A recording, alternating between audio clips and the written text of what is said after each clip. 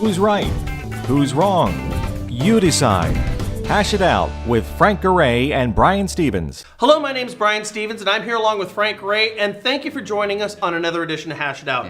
Today we're going to circle back around with a topic that we spoke about a couple of weeks ago, Right. and that being MSAs. Yes. We bring this up because of recent actions by the CFPB with a title company down in the South that suggests that MSAs, lenders working with real estate agents, might be in the crosshairs of the regulatory agencies Right. that govern our industry.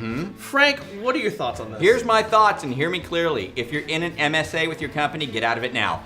I believe it's going to be illegal. I believe that the longer you stay in any type of an MSA with a real estate organization, if you're a lending company, is the more money you're gonna have to pay in fines when it all comes down. And it will come down, and they will fine you, and you will have to pay, no matter how well you think you've got this thing constructed and, worked out. It ain't gonna fly. They're gonna burn you. They're gonna fine you. Get out of it now. Because that's just the way it is. No matter how you try to structure this thing, the CFPB is always going to go in and say the customer was influenced to just use that one lender. The customer did not research other lending options. And I don't care how you've got it structured, if it's a big rent payment or a small rent payment and some bonuses or whatever you're trying to do, no matter what, it's going to be deemed bad juju. You're going to get fined. It's going to be over. I say get out now. Just be done with it. Okay, Frank, so what I'm hearing is a pretty strong opinion about this, but as far as the nuts and bolts behind it, let's think about this for a couple of seconds. Okay.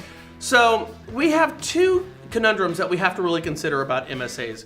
One which is going to be the legal, and the other one which we would call the ethical. Okay. Legally, when you're looking at an MSA right now, it seems to me that it's a clear violation of RESPA. Right. RESPA basically says No matter what. RESPA basically says that if you're offering something of value in anticipation for a lead that's coming back to Right. you, that's going to be a violation because the person who's going to pay a consequence for that is going to be the consumer. Yeah. This clearly is that. There's no MSA, any way, shape, or form that we could look at that a lender is going to go into without an expectation of getting something above and beyond what they would otherwise get from their current relationships that Correct. they have in terms of regular marketing. Yeah, that's the point. So if that's the idea, if you look at any MSA from 30,000 feet, you're going to find out that these things would Appear. you would find out that these things are inherently going to be problematic. Right. Now, the other part on an ethical question is that fundamentally wrong?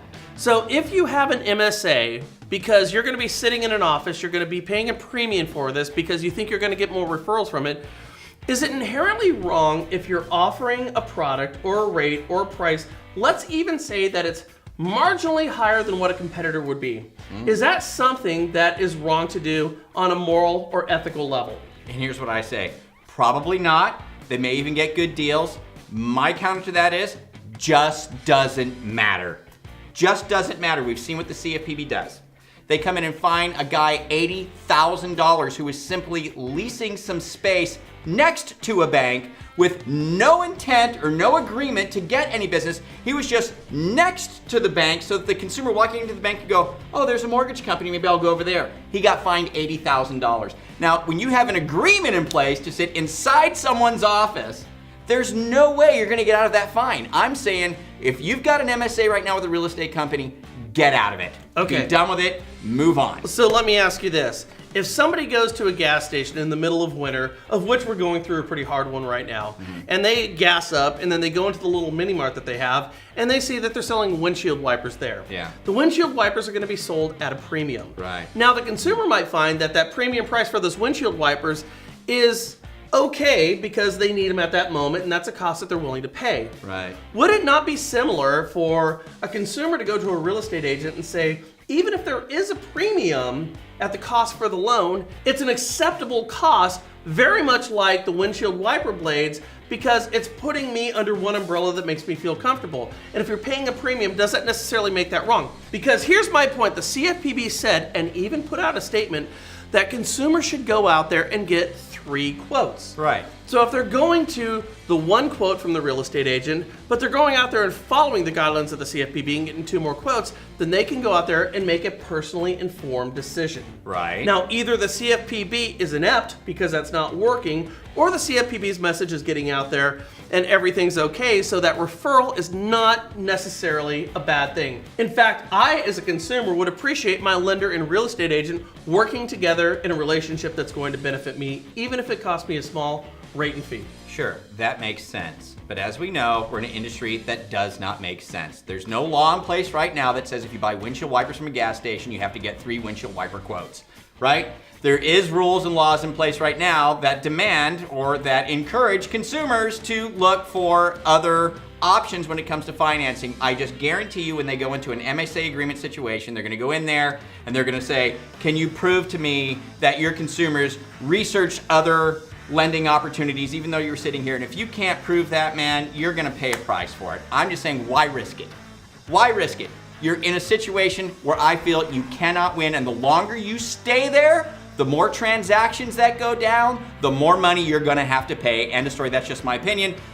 What's your guys' opinion? What do you guys think? Well, and I say this has existed for so long, the fact that the CFPB or other regulatory agencies haven't gone after them means they're probably okay with it. There's a lot of big players in hand right here, not only the Wells and Bank of Americas of the world, but also the National Association of Realtors, who clearly have gone under the radar of any regulatory oversight over the past decade. Again, as Frank said, what's your opinion about MSAs? Are they okay? Are they wrong? Are they legal, illegal, or moral or immoral to do? Let us know what your thoughts are down below. You guys have a great day. See us here next week on Hash It Out, and catch us at thenationalrealestatepost.com. Good luck with your MSA. Bye. Hash It Out airs every Thursday at 7 a.m. Eastern Time and can be viewed on MortgageNewsNetwork.com. Hello, this is David Koster for the Mortgage News Network. Today, nearly 90 million people will go online and watch a video. This explains why our weekly online shows have been such a hit. Custom-produced videos are simply the most powerful way of telling a business story. National Mortgage Professional Magazine gave rise to Mortgage News Network. Our editors and producers have been telling the stories of this industry for decades. To learn more about sponsorship opportunities that are available, and to learn about the video services we provide, request a media kit. You can do so by sending an email to info@mortgagenewsnetwork.com or pick up the phone and call Beverly Bolnick at area code 516-409-5555, extension 4. And remember, while others cover the world, we cover yours.